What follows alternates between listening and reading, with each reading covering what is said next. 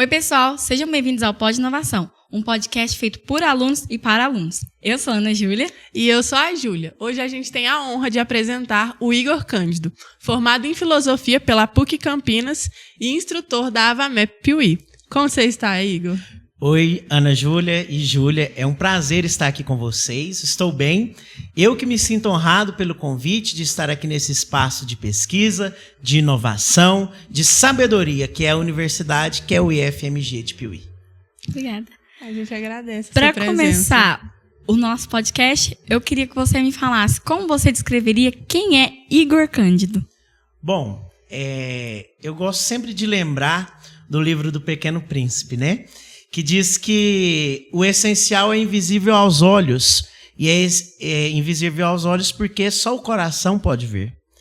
Então, eu gosto de me descrever como alguém que está para os outros. Desde pequeno, eu tive essa ideia. Eu gosto de construir um mundo melhor. Eu gosto que aquilo que eu faça transforme a sociedade, transforme a nossa realidade. E é isso que eu acordo todos os dias e tento fazer. Que o mundo ao meu redor seja um mundo melhor. Então, as pessoas que eu encontro no meu trabalho, na igreja, em todos os ambientes que eu estou inserido, eu busco fazer um ambiente melhor.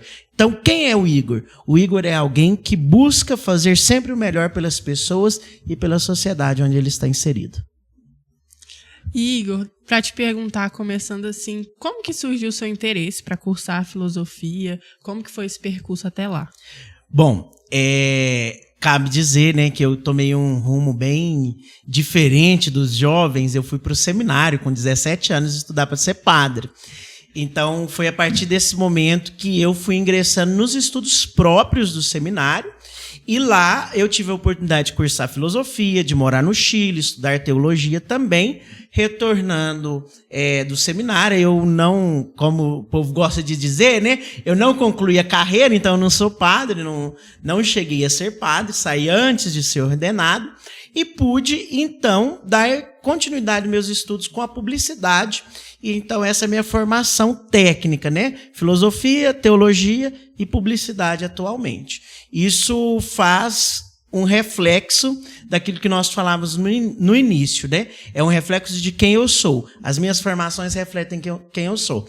Humanidades, tecnologia, mas cuidado, transparência, respeito, dignidade. Então, a formação, tanto em filosofia, quanto em teologia, quanto em publicidade, elas trazem esses elementos para a sociedade e trazem esses elementos para o meu trabalho.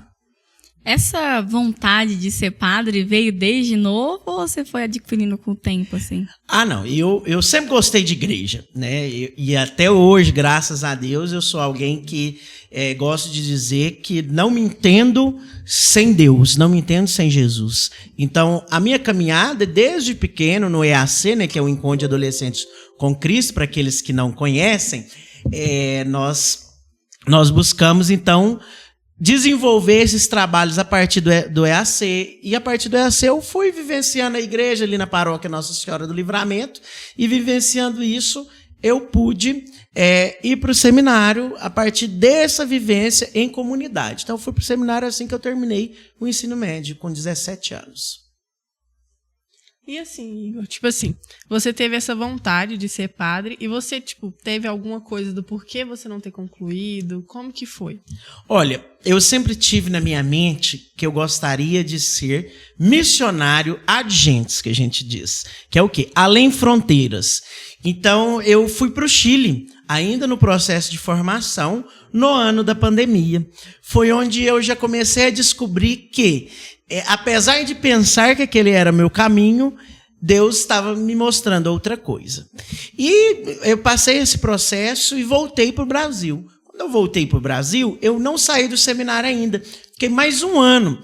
Nesse ano eu pude trabalhar no Museu da Congregação, que eu estava vinculado, na periferia de São Paulo, fazer mais estudos teológicos. Então, assim, apesar de estar indo bem, vamos dizer assim, na minha carreira, eu me sentia feliz, mas não me sentia completo. Então, não era uma questão com a igreja, era uma questão pessoal, é uma questão de decisão. Porque ser padre não é uma profissão. Vocês estão aí num curso técnico de técnico de edificações. Então, o curso técnico te confere uma profissão.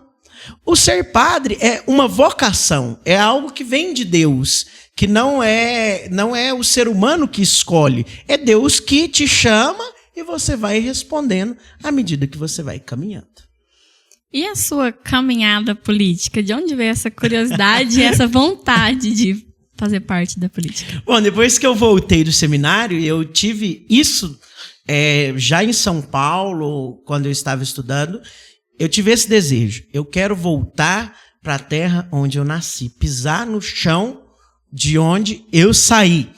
Eu gosto de dizer que ninguém sabe onde vai chegar se não sabe de onde está partindo.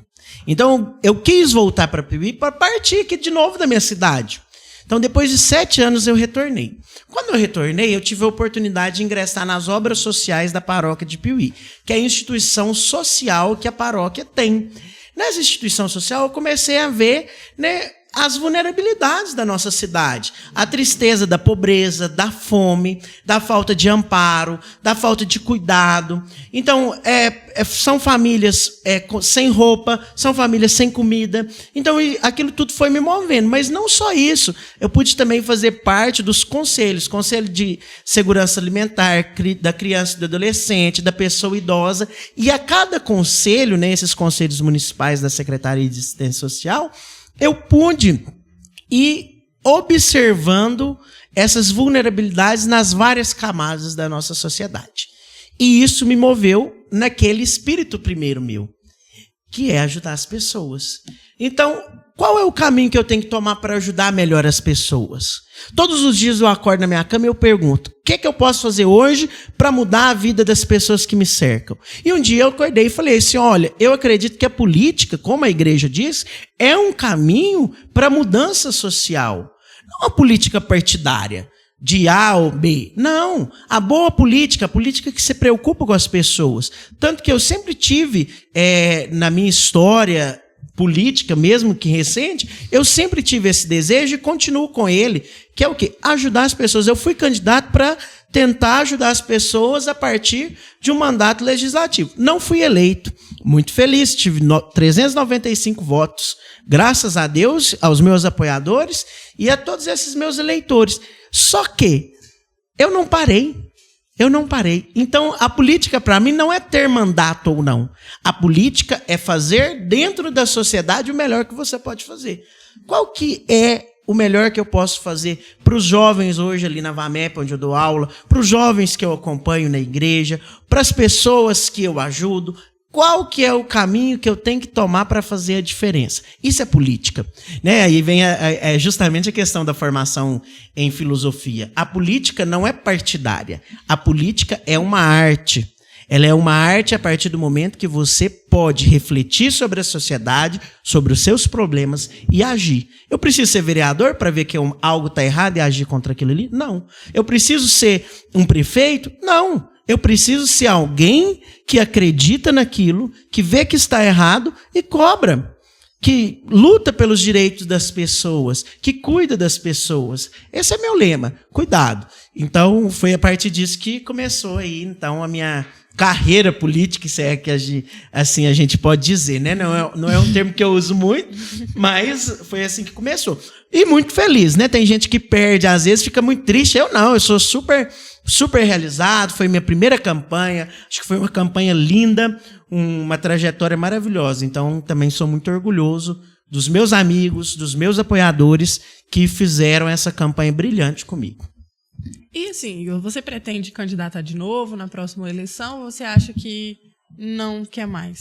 Não, eu gosto de dizer que nós temos que pensar no presente, né? Então, eu estou pensando no presente. Estou agindo dentro da minha realidade social, a partir ali do trabalho na VAMEP, com os jovens aprendizes, e de outros projetos, como o Banco Municipal de Alimentos. E, a partir desses projetos, eu venho trabalhando pela cidade. Então, eu não falo em candidatura agora, para o próximo em 2028, eu falo em continuar o meu trabalho como eu sempre continuei, continuar ajudando as pessoas. Então, candidatura não é um tema que eu tenho tratado, sou suplente, né, estou como suplente de vereador, mas isso é um resultado político também, um resultado da eleição. Então, assim, não falo sobre candidatura nesse momento. Falo em continuar fazendo o trabalho que eu já venho desenvolvendo. E assim, sobre esse projeto que você tem na AvaMep com os jovens, quais que são os temas tratados lá? Como funciona? Olha, bem interessante vocês tocarem no assunto da AvaMep, porque hoje eu tenho me construído neste ano numa perspectiva que o trabalho muda a vida das pessoas, gente.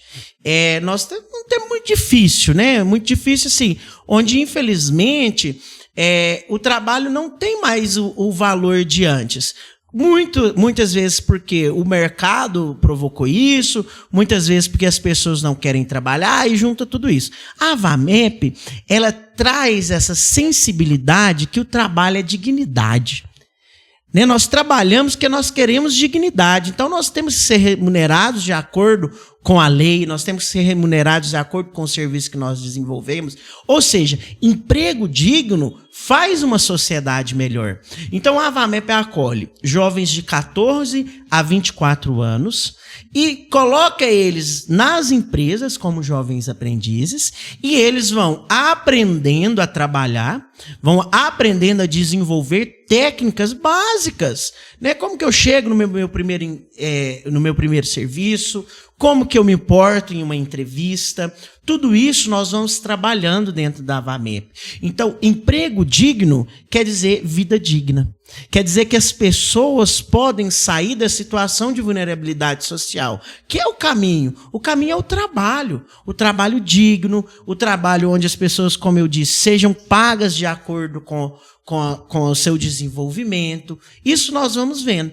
Então, a AvaMep transforma vidas. E vidas transformadas mudam o mundo. É isso que eu tenho dito sobre a AvaMep. Então, nós pegamos esses jovens, eles passam 4 dias na empresa e 1 dia na AvaMep. Ah, isso é a escolha da AvaMep? Não. O jovem aprendiz, o programa de aprendizagem, ele é regulado por uma lei federal. E essa lei federal que dá a oportunidade da AvaMep oferecer esse trabalho de aprendizagem aqui na cidade. É bom lembrar, a AvaMep em Piuí, Capitólio e São Roque é a única entidade apta a oferecer o programa Jovem Aprendiz. Então, nós desenvolvemos esse trabalho com eles. Lá, eles vão ter um curso profissionalizante também, né? Com técnicas de vendas, com técnicas de inovação, de inteligência artificial. É uma grade muito diversa que prepara o jovem para um trabalho básico de auxiliar administrativo e de vendas. Uma coisa que eu gosto de dizer que tem transformado a vida de muitas pessoas. São 15 anos de AvaMep, mais de 1.000 jovens atendidos. Ontem mesmo, nós estávamos ali no bairro 29, na aula inaugural da 27ª turma da AvaMep. E eu também fui da AvaMep.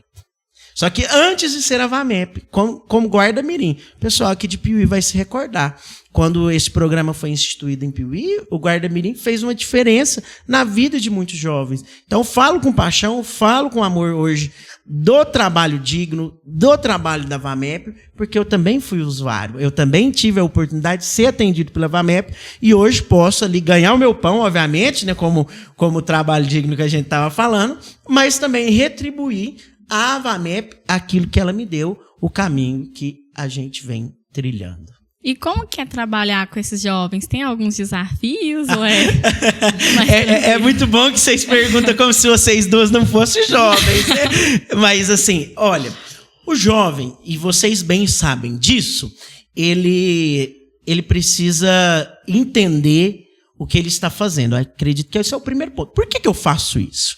Né? Por que vocês gravam um podcast feito por alunos para alunos? Qual que é o objetivo disso? É justamente aí que mora a resposta. O nosso maior desafio é demonstrar para o jovem que o nosso trabalho importa e é para eles. Então, de maneira geral, obviamente a gente tem desafios específicos. Quem acorda bem todos os dias, né? Eu gosto de dizer, quem acorda pensando assim, nossa, hoje é um dia maravilhoso e eu vou fazer isso, vou fazer aquilo. Não, tem dia que a gente acorda mal, tem dia que a gente acorda doente, então a gente lida com esses desafios diários também. Tem dia que a gente acorda, né, popularmente enfesado, né? A gente não quer nada, a gente não quer estudar, a gente não quer trabalho, mas a gente tem que prosseguir. Então, ontem eu escutei uma frase que me tocou muito. A frequência educa, Ana Júlia. Então, é isso que a VAMEP faz hoje, é isso que a gente tem feito e é o nosso desafio. A frequência educa, ou seja, a frequência nas regras, a frequência não usar o celular no ambiente de trabalho, a frequência em bons modos, em boa educação, em como trabalhar, em chegar no horário. Então, esses desafios básicos de aprendizado que todos nós temos. Todos nós temos nossos limites e nossas qualidades. Eu gosto de dizer que trabalho na VAMEP porque eu acredito no jovem. Eu acredito no jovem, né? Tenho 27 anos, então também sou um jovem, né? Quase chegando aos 30, mas ainda falta um pouco. Então eu acredito no jovem. Eu trabalho acreditando. Eu acredito que o jovem pode ser melhor, que ele não precisa ficar naquela condição, que ele não precisa se entregar a drogas, não precisa se entregar a vícios, não precisa se entregar a bebida para fazer um mundo melhor, para se divertir. Então, é por isso que eu trabalho na VAMEP, porque eu quero que aqueles jovens descubram a oportunidade de ter uma vida melhor através de outros caminhos. Né? Do caminho do trabalho, como a gente falou, do caminho da igreja, como a gente bem colocou, dos estudos, como vocês estão aqui desenvolvendo, da pesquisa, da inovação. São vários caminhos, são várias oportunidades. E nós estamos na VAMEP, eu estou na VAMEP, para fazer com que o jovem tenha essa esperança de abraçar essas oportunidades e desenvolvê-las. E assim, Igor, a gente imagina que você tem alguns projetos aí pela frente. Você pode dar algum spoiler, alguma coisa que você possa contar? Olha, até eu estou nesse período, né, que nós estamos gravando, de aviso prévio na VAMEP. Eu estou de transferência para a cidade de Capitólio, nessas cidades, né, Júlia? Então, nós agora viveremos na mesma cidade. Eu trabalharei lá no setor de desenvolvimento social do Credicap para projetos mesmo, projetos sociais, incentivo à cultura, à arte, ao esporte, a tudo aquilo que condiz com o meu perfil mesmo, né? De cuidado com a população, de cuidado com as pessoas. Vou desenvolver esse trabalho em Capitólio, né? Através da cooperativa do Cicobi Credicap. Então, fica aí o meu abraço, né? Por Credicap, essa empresa que eu estou ingressando, a cooperativa, né? E eu acho muito interessante, até disse quando estive na minha entrevista de emprego lá no Credicap, que a cooperativa ela tem algo muito, muito semelhante àquilo que eu acredito enquanto visão de mundo. Que é o quê? A gente não pode fazer nada sozinho. A gente cresce à medida em que nós nos unimos e construímos relações. Porque o ativo mais importante que qualquer cooperativa tem, que qualquer empresa tem e que o mundo tem é o ser humano. É o ser humano. Se a gente não acredita no ser humano, se a gente não acredita nas nossas capacidades, onde a gente vai chegar? Então, por isso que eu falo, o ser humano é o bem mais precioso que nós temos em uma cooperativa, na igreja, em qualquer lugar. Por quê? Porque é através do nosso relacionamento, através da nossa cooperação, que nós podemos chegar a um futuro melhor. Então, esse é o meu novo projeto, né? Estou a caminho, muito feliz, muito realizado, com tudo que eu desenvolvi na VAMEP, com tudo que eu desenvolvi até aqui, e pronto para esse próximo desafio, né? Eu acredito que desafios fazem parte da nossa vida e eles fazem, sim, a diferença. E quem te inspirou, quem te colocou nesse caminho de sempre querer ajudar o próximo e querer seguir o caminho da igreja e ajudar os jovens e essas coisas? Bom, eu tive muitas figuras assim que me inspiraram, mas mais próxima de mim, que me inspirou ao seminário, primeiramente, foi o Padre Heron, que atualmente está lá em Capitólio, mas eu devo dizer que eu encontrei pessoas ao longo da minha vida toda que sempre me mostraram isso, né? Posso dizer também, na minha época de Guardameri, a Roseli, ela era responsável pelo projeto, me inspirou muito nesse sentido e me inspira até hoje. E o Padre Heron, o Padre Daniel, quando eu voltei do seminário, ele me deu a oportunidade de coordenar ali as obras sociais, onde eu desenvolvi um bonito trabalho também com as pessoas idosas, com a questão do artesanato. eu posso citar para vocês também uma pessoa que eu tenho assim, profundo carinho, respeito e admiração aqui na cidade de Piuí, que é a Kátia, né? A Kátia, secretária de assistência social. Como ela me inspirou, o cuidado, o carinho que ela tem com as pessoas. Então, é muita gente, né?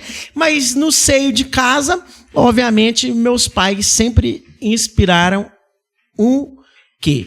Respeitar as pessoas e cuidar de quem precisa. Então, do berço da família até a todos os amigos e pessoas que eu fui encontrando aí pelo caminho. E falando mais sobre esse caminho na igreja, você sempre foi assim, desde novo, sempre foi presente ou foi uma coisa que foi ao longo do tempo?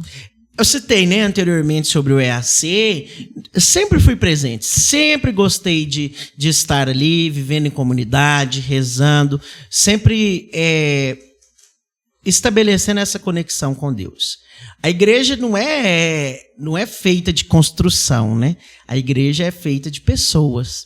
Então, foi para mim a necessidade de entender isso, desse caminhar, de me entender como filho de Deus, de me entender como parte essencial e importante na igreja. Então, quando a gente se entende isso, a gente não deixa a igreja por qualquer coisa, né? As pessoas falam assim, mas eu deixei a igreja por causa de fulano, eu não vou na igreja por causa de ciclano, eu não vou isso porque a igreja é aquilo.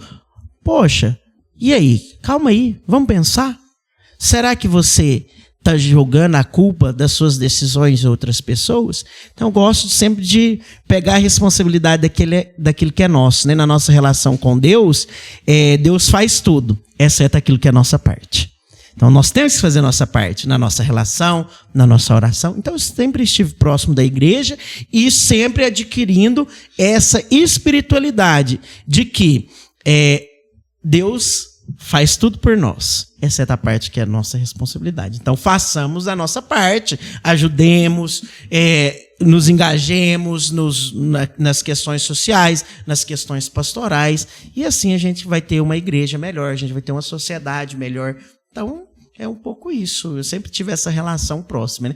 Visto que eu também fui para o seminário. Então, depois de seminário, também quase 7 anos, né? Então, o povo fala, mas ainda fala como padre, não sei o quê. 7 anos é difícil você mudar, né? Não falar como padre, então... Acostumou já, já. Então, é um pouco isso. E agora que você vai ajudar no EJC e tal, quais são suas expectativas para o EJC de Capitólio? Olha, nós temos aí, né, Piuí, atualmente eu faço parte da coordenação, né, que a gente chama de G5 aqui em Piuí, e Piuí está tendo a oportunidade de apadrinhar o EJC em Capitólio. Nós temos expectativas muito boas, no sentido que o EJC, ele é Encontro de Jovens com Cristo, né, para quem não está familiarizado com a sigla, ele tem uma perspectiva sensacional, que é o quê? Nós oferecemos ao jovem a oportunidade de refletir novamente, não só sobre Deus, mas como sobre toda a sua vida, né? De desinstalar-se mesmo, de olhar para você e pensar, o que eu estou fazendo da minha vida? Onde eu quero chegar? Qual a relação que eu quero com Deus? Qual a relação que eu quero com a minha família? Então, eu gosto de dizer que o EJC, ele é uma experiência de fé. Ninguém passa pelo EJC. As pessoas realmente fazem EJC. E depois as pessoas vivem. Né? Tem uma frase clássica aí que é até bom a gente citar, né? O EJC não vale a pena, vale a vida.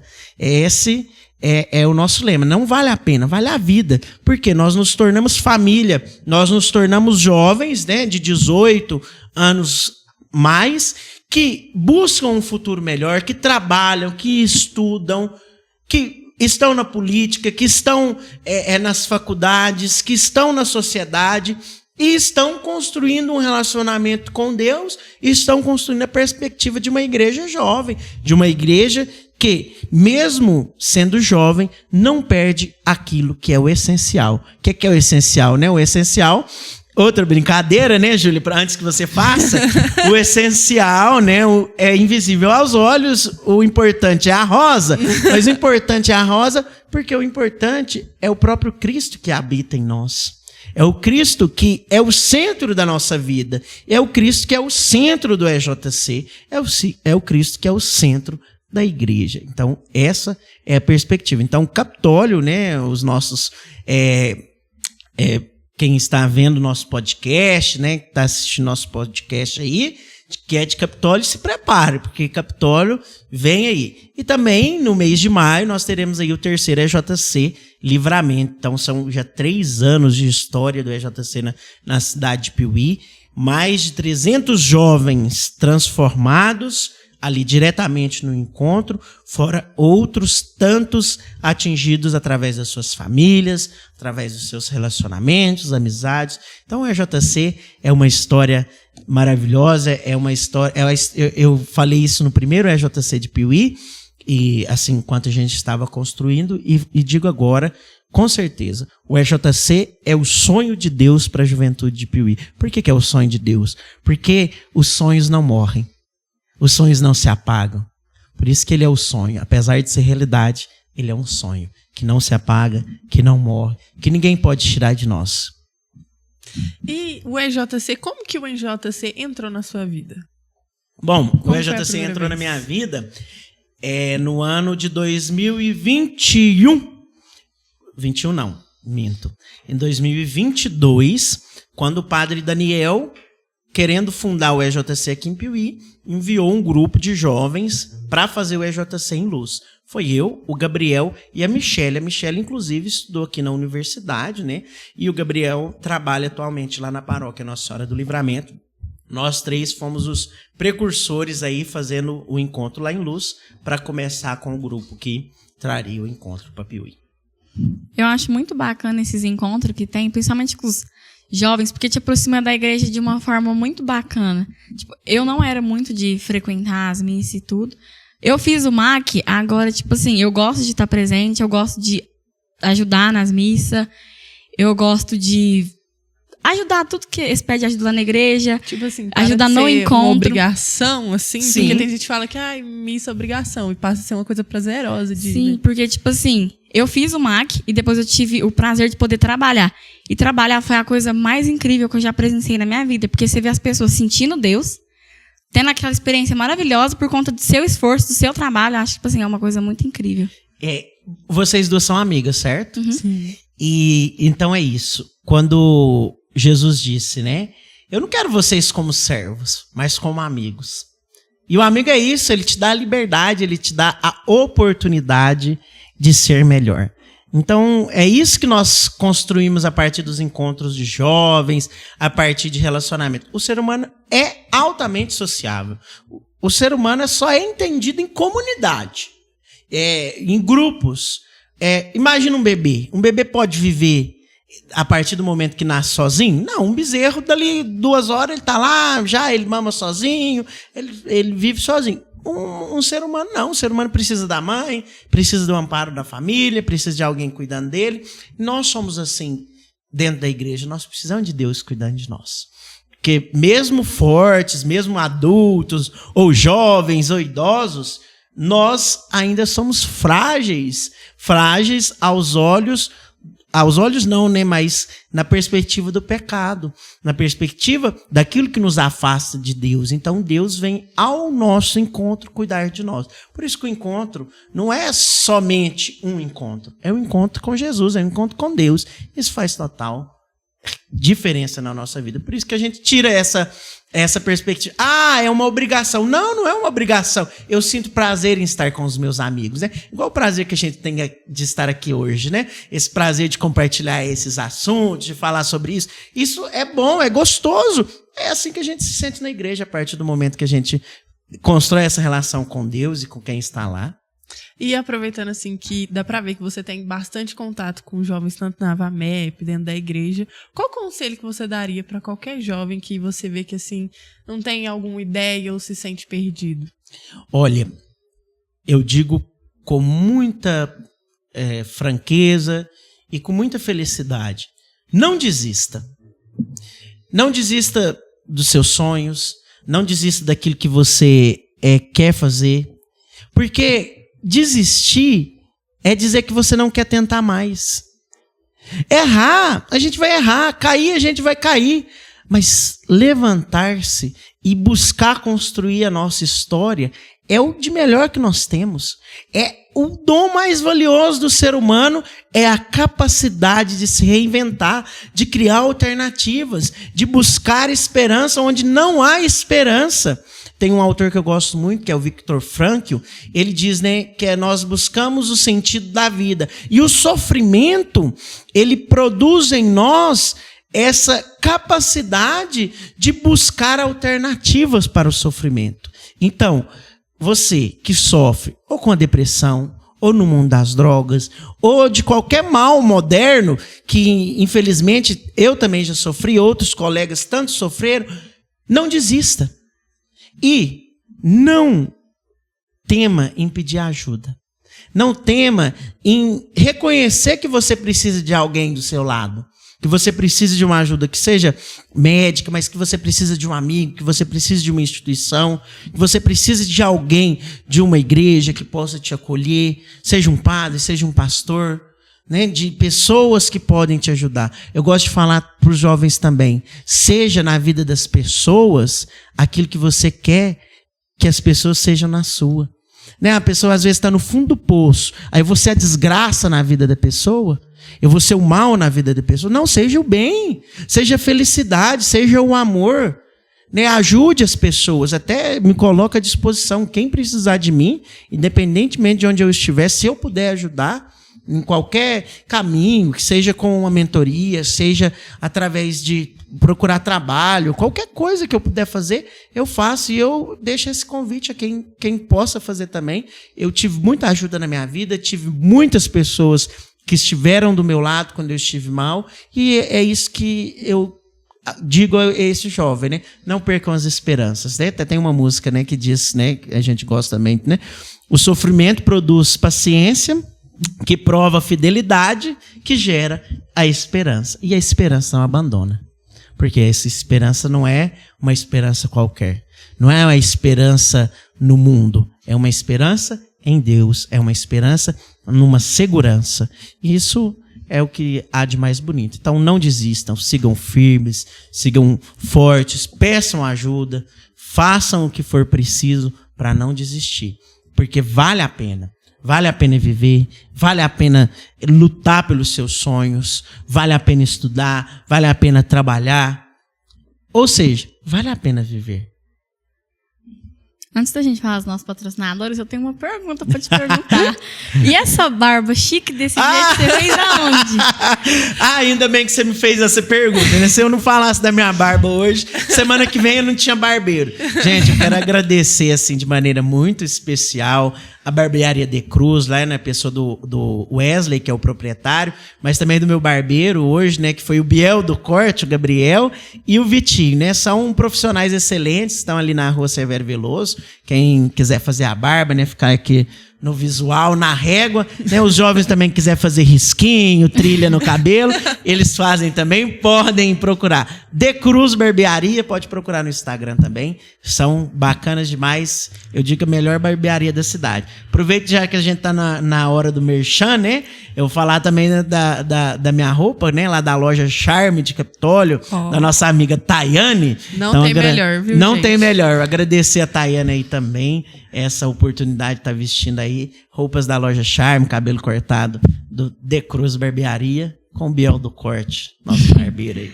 Júlia, agora conta pro pessoal quem tá patrocinando nosso episódio de Esse hoje. episódio está sendo patrocinado pela Thaís Lage Veterinária, a Drogaria Ultra Popular, Rinova Engenharia e quem mais, Ana Júlia? A Entrefarma e Fernando Barros, Engenharia e Construção. Patrocinadores da nossa confiança que vocês deveriam confiar. Deveriam não, né? Devem confiar. E só para mais uma pergunta, Igor. Se você tem alguma história que você já presenciou, tipo assim, de algum jovem ou de algum amigo seu, que, assim, inspiradora que você possa compartilhar com a gente, que você viu e participou, ou às vezes você só ficou sabendo que você acha que é uma história que todo mundo deveria ouvir para poder pegar de inspiração ou algo semelhante?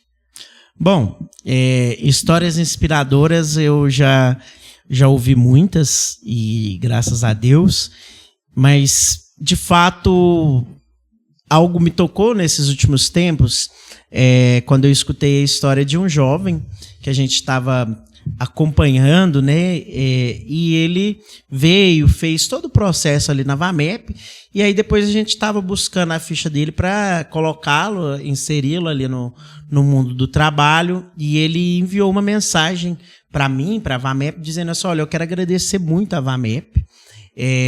Eu não vou entrar na turma de aprendizagem agora, porque eu já consegui um trabalho, e consegui esse trabalho graças ao suporte que a VAMEP me deu. Por que eu contei essa história que pode parecer simples? Porque vai ao encontro do que eu penso sobre a nossa vida. Nós precisamos começar a valorizar as coisas simples, né? Um sorriso, um obrigado. Porque valorizando as coisas simples, nós construímos algo grande, né? Nós que estamos aqui nesse prédio de engenharia, né? Uma boa base é que faz um bom prédio.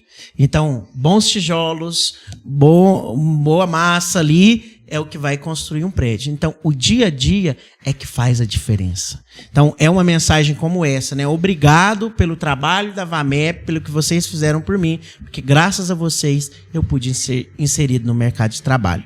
Né? Não quero nem contar histórias tristes, mas trago essa história feliz. Feliz para dizer o quê? Vale a pena o dia a dia, vale a pena as pequenas coisas, não só as grandes, né? Não só de grandes milagres que é feita a história, muito pelo contrário, é do dia a dia da nossa relação com Deus, do dia a dia daquilo que a gente faz de bem para as pessoas, que muda a história do mundo. E só antes da gente finalizar esse episódio, você tem algum recado que você queira dar para quem está assistindo e para quem acompanhou esse episódio? Primeiramente, nesse agradecimento a vocês, né, Ana Júlia e Júlia, pelo convite, a equipe técnica, né, do Pod Inovação, na pessoa do Paulo, por também dar esse suporte total para a gente aqui. Agradecer às instituições federais, né, vamos deixar esse agradecimento. Olha o tanto que é importante, olha a estrutura que traz, olha a oportunidade que traz para vocês construírem isso. Como recado para a vida, retomo aquilo que eu disse anteriormente. Não desistam. Não desistam de construir esse podcast, dos trabalhos que vocês assumem. Não desistam, porque vale a pena. Não desista daquilo que você tem sonhado para a sua vida. E assim você vai conquistar, porque sonhos não morrem. É isso, pessoal. A gente agradece por assistirem mais um episódio e a gente espera vocês no próximo. Tchau e muito obrigada, viu? Obrigado a vocês, um abraço.